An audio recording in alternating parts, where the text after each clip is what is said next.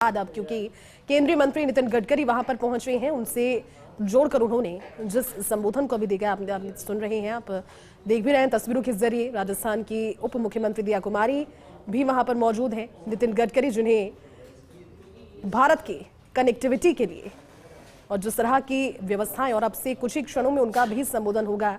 राजस्थान के लिहाज से भी कनेक्टिविटी के पैरामीटर पर अगर नितिन गडकरी के सहयोग को देखें, उनके विजन को देखें, उनके टीम वर्क को देखें तो बेहद शानदार।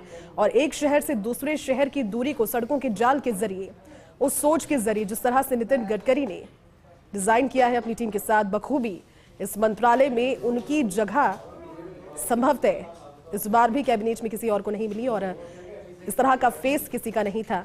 ये राजस्थान के मुख्यमंत्री भजनलाल शर्मा ने भी कहा कि उन्हें सब जानते हैं। और अब से कुछ ही क्षणों में नितिन गडकरी को आप सुनेंगे राइजिंग राजस्थान से।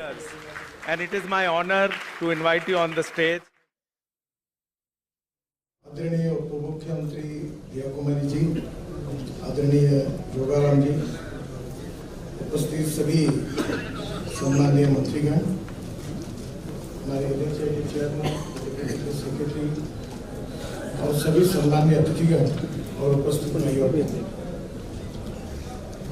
हमारे प्रधानमंत्री जी का ये उद्देश्य है।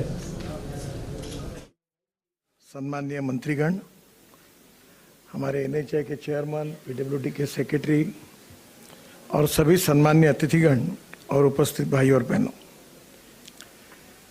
हमारे प्रधानमंत्री जी का ये उद्देश्य है कि हम वर्ल्ड की 3rd लार्जेस्ट इकोनॉमी बने, उसके साथ साथ आत्मनिर्भर भारत बने। और आत्मनिर्भर भारत और 3rd लार्जेस्ट इकोनॉमी बनाने के लिए उन्होंने हमारे सामने उद्देश्य रखा है कि $5 ट्रिलियन की इकोनॉमी बने। और किसी भी देश में जब डेवलपमेंट होती है तो उसके लिए 4 आवश्यकताएं होती है।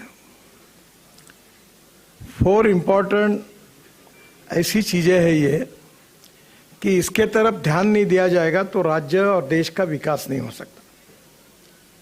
वो 4 चीजें हैं: water, power, transport and communication. अगर 4 इंफ्रास्ट्रक्चर डेवलप हुए तो कैपिटल इन्वेस्टमेंट आएगी और इंडस्ट्री, ट्रेड एंड बिजनेस बढ़ेगा। और industry and trade and business बढ़ेगा तो एम्प्लॉयमेंट पोटेंशियल बढ़ेगा, पर कैपिटा इनकम बढ़ेगा। और एम्प्लॉयमेंट पोटेंशियल बढ़ेगा, पर कैपिटा इनकम बढ़ेगा तो गरीबी दूर होगी। और इसलिए सुखी, समृद्ध, संपन्न हिंदुस्तान के लिए अगर देश हमको अगर विश्वगुरु बनाना है तो हमारे राज्यों को भी आर्थिक दृष्टि से सक्षम बनाकर सामर्थ्यशाली बनाना ये हमारे देश की आवश्यकता है। और इसलिए ये राइजिंग राजस्थान की थीम से ये आज जिस प्रकार की इन्वेस्टमेंट राजस्थान में आ रही है, आने वाले समय में निश्चित रूप से इसका राजस्थान के भविष्य के विकास के लिए बहुत बहुत उपयोग होगा।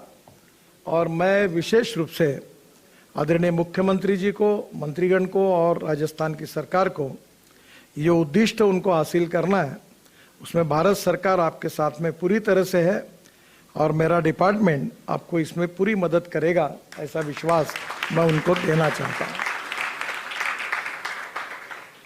जहाँ तक रोड की बात है, ज़्यादा डिटेल में तो आपने देखा ही है फिल्म में, और हमारे चेयरमैन जो एनएचआई के, उन्होंने भी आपको बताया। राजस्थान में जो 2 महत्वपूर्ण रोड है, इसमें अमृतसर, भटिंडा और जामनगर, ये एक बहुत इंपॉर्टेंट हाईवे है। दूसरा जो अंबाला कोटपुतली है, दोनों भी पूरे हो गए, जो इंडस्ट्री और ट्रेड बिजनेस के लिए बहुत ही उपयोगी है। तीसरा जो मुंबई दिल्ली हाईवे है, ये केवल यहां तक सीमित नहीं है भजनलाल, ये आपके लिए कैसे उपयोग का मैं आपको बताऊंगा तो इसका आयाम और आपको अच्छी तरीके से आपके ध्यान में आएगा। अगर आप मनाली में जाओगे तो मनाली में जाने के बाद रोहतांग पास जाने के लिए 3.5 घंटे लगते थे। अभी मनाली में रोहतांग पास जाने के लिए 3.5 घंटे लगते नहीं, अटल टनल बन गई है, केवल 8 मिनट में हम क्रॉस करते हैं, 8 मिनट। वहां से निकलने के बाद हिमालय के बीच में से हम लद्दाख और लेह की तरफ निकलते हैं। इसमें कम से कम हमारी NHIDCL है, आज NHI जैसा है वैसे हमारा दूसरा आर्म है NHIDCL, जो नॉर्थ ईस्ट और पहाड़ी क्षेत्र में हमने काम करने के लिए एक कारपोरेशन खोली, वो भी 8-10 लाख करोड़ के काम कर रही है। तो वहां से हम लोग लद्दाख लेह तक 18 टनल बना रहे हैं, काफी काम शुरू हो गया है। और वहां से आने के बाद लद्दाख लेह से श्रीनगर जाने के लिए जो रोड है, जो कारगिल की लड़ाई जहां हुई थी उसके नीचे में, जहां आप अगर खड़े रहेंगे तो वहां से हम हमारा अमरनाथ, बाबा अमरनाथ का दर्शन कर सकते कारगिल के नीचे में।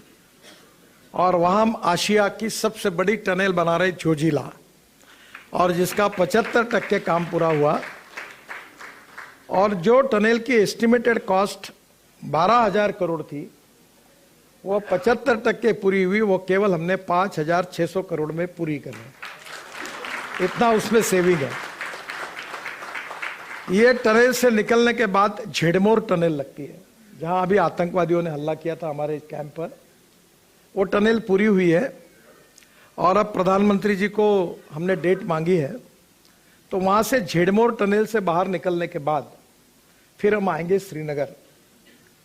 और श्रीनगर में आने के बाद श्रीनगर और जम्मू के बीच में हमने 18 टनल लगभग बनाई है। और वहां से श्रीनगर जम्मू आने के पहले ही कटरा दिल्ली एक्सप्रेस हाईवे है, जो जिससे दिल्ली से अमृतसर 4 घंटे में, कटरा 6 घंटे में और श्रीनगर 8 घंटे में होगा। तो कटरा एक्सप्रेस हाईवे से हम तुरंत निकलकर इस कटरा हाईवे से दिल्ली आएंगे और दिल्ली मुंबई हाईवे को हम जुड़ेंगे। तो उसमें अभी ये पानीपत के बाद पंजाब हरियाणा के लिए फायदा है। हम एक UR2 बनाया हमने 10,000 करोड़ का रोड, लगभग उद्घाटन के लिए है, 2 महीने में खोलेंगे। तो वहां से डायरेक्ट हम द्वारका एक्सप्रेस हाईवे पे जाते हैं। और द्वारका एक्सप्रेस हाईवे तो स्टेट ऑफ आर्ट प्रोजेक्ट है, तो आधे ही देखा आपने अभी। एक पिलर पर 4 लेयर है। उसमें एयरपोर्ट के बाजू में एक रोड है, शिव मूर्ति या 3 मूर्ति, उनका कौन शिव मूर्ति ना क्या है, हाँ, वहां हमने एक अंडरग्राउंड टनल बनाई है। और वो एयर स्ट्रिप से नीचे से जाती है और T3 पे जाएगी। तो पानीपत से आधे घंटे में आप एयरपोर्ट पहुंच जाएंगे, अभी 3 घंटे लगते हैं। और पूरा ट्रैफिक इधर से चला जाएगा। पर ये जो दिल्ली मुंबई हाईवे आगे जाता है, वो आगे दिल्ली जयपुर, ये जो स्पर बनेगा, तो मेरी तो उम्मीद है कि 2-2.25 घंटे में हम पहुंच जाएंगे। तो ये जो दिल्ली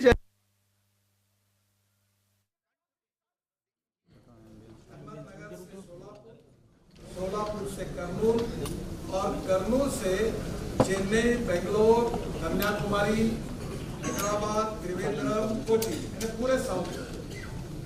तो ये जो दिल्ली मुंबई हाईवे है, ये नहीं है, ये हमारे भाषण में आपको याद होगा।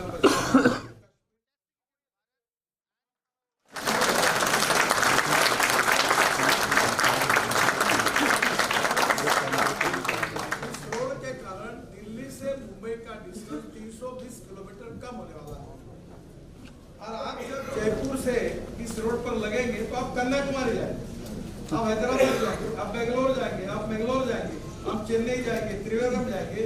आपको मुंबई, पुणे और कोल्हापुर, सोलापुर जाने की जरूरत नहीं।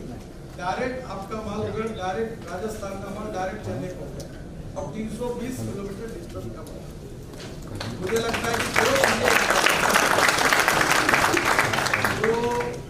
राजस्थान का विशेष रूप से ग्रोथ इंजन है कि दिल्ली मुंबई हाईवे जो जा रहा है, वो पूरे ही आपके सब ट्राइबल डिस्ट्रिक्ट से जा रहा है। जो लोग सोशली, इकोनॉमिकली, एजुकेशनली बैकवर्ड है, वहां से रोड जा रहा है।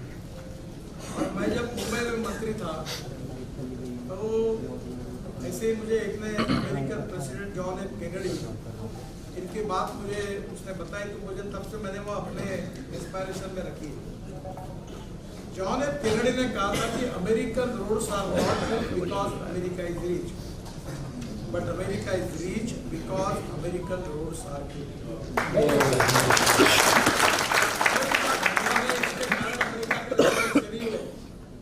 तो अमेरिका के रास्ते अच्छे हुए, इसके कारण अमेरिका धनवान नहीं हुआ।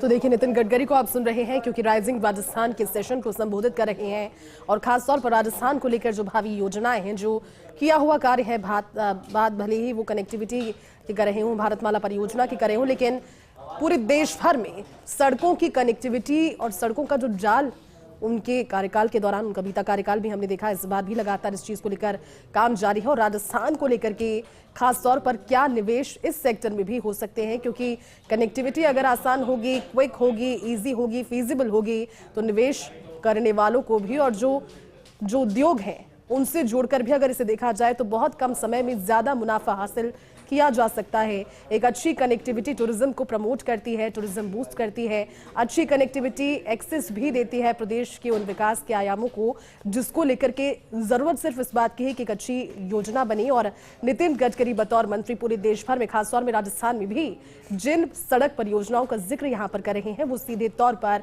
जो आम जिंदगी है उसमें सहूलियत तो दे ही रही है, लेकिन साथ ही साथ आने वाले समय की परिकल्पना और राजस्थान को लेकर के खास तौर पर जब वो बात कर रहे हैं, उन्होंने राजस्थान की उन सड़कों का भी जिक्र किया, दिल्ली मुंबई एक्सप्रेसवे का भी उन्होंने जिक्र किया। आने वाले दिनों में जिस तरह की परियोजनाएं रहेंगी उनको लेकर भी वो लगातार संबोधित कर रहे हैं। और इनसे पहले राजस्थान के मुख्यमंत्री भजनलाल शर्मा को आप सुन रहे थे, क्योंकि इंफ्रास्ट्रक्चर का ये सेशन जिसे जोगाराम पटेल ने भी संबोधित किया, उसके बाद में राजस्थान के मुखिया ने इससे संबोधित किया। केंद्रीय मंत्री Nitin Gadkari rising Rajasthan global investment summit में राजस्थान को लेकर क्या योजनाएं हैं और कितना फर्क राइजिंग राजस्थान इन्वेस्टमेंट समिट से राजस्थान को अग्रणी बनाने में, राजस्थान की जो परिकल्पना रही है 350 बिलियन इकोनॉमी की, उसे डेवलप करने में, डॉलर इकोनॉमी की उसको डेवलप करने में और तमाम सारी चीज़ों को लेकर के जो एक सेशन वाइज चर्चा है उसकी तस्वीरें आप देख रहे हैं। हालांकि आज का दिन खास राइजिंग राजस्थान को लेकर इसलिए भी रहा क्योंकि 10 दिसंबर को प्रतिवर्ष राजस्थान में प्रवासी दिवस मनाने की घोषणा की बात हो या फिर सभी खास डेलीगेट्स के संबोधन की बात हो, राइजिंग राजस्थान लगातार दूसरे दिन भी पूरे परवान पर